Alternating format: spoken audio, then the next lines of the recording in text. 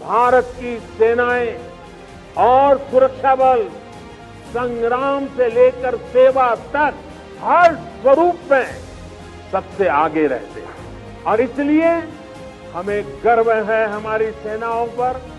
हमें गर्व है हमारे सुरक्षा बलों पर, हमें गर्व है हमारे जवानों पर, हमें गर्व है आप सभी पर। आज भारत की सशक्त और आत्मनिर्भर सेना पर पूरा देश गर्व करता है, लेकिन 2014 से पहले देश की सेना बुनियादी सुविधाओं के लिए भी तरस रही थी। सेना के आधुनिकीकरण की बात तो दूर, सेना गोला बारूद और हथियारों तक की भारी कमी का सामना कर रही थी।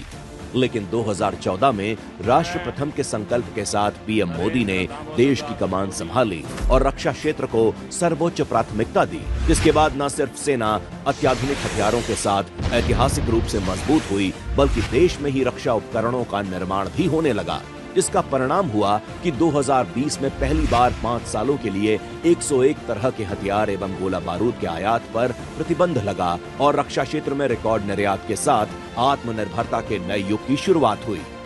मोदी जी के नेतृत्व में रक्षा क्षेत्र को पहली बार 6.22 लाख करोड़ रुपए का रिकॉर्ड बजट मिला। एक साल में 21,083 करोड़ रुपए का रिकॉर्ड रक्षा निर्यात हुआ। 1,27,000 करोड़ रुपए का रिकॉर्ड डिफेंस प्रोडक्शन और हथियार बनाने के लिए 96% स्वदेशी उद्योगों को मंजूरी भी दे दी गई। सेना की शक्ति बढ़ा रहे जोरावर जैसे हल्के टैंक, भारतीय सेना के लिए K9 वज्र T ऑटोमेटिक आर्टिलरी गन तोप की खरीद, 15,000 फीट की ऊंचाई पर मेडिकल सहायता, मोबाइल कनेक्टिविटी और घातक मिसाइलों के सफल परीक्षण से भारत की थल सेना फौलाद की तरह मजबूत हो चुकी है।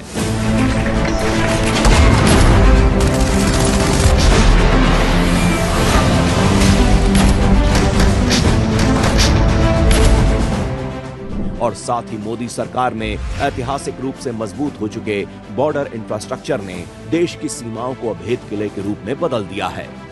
उत्तर में विशाल हिमालय की चोटियों से लेकर पश्चिम में असीमित रेगिस्तान तक, उत्तर पूर्व के जंगलों से लेकर दक्षिण में भारत की विशाल समुद्री सीमा तक, भारतीय सेना के जवान देश की सुरक्षा और संप्रभुता की रक्षा के लिए 24 घंटे तैनात रहते हैं,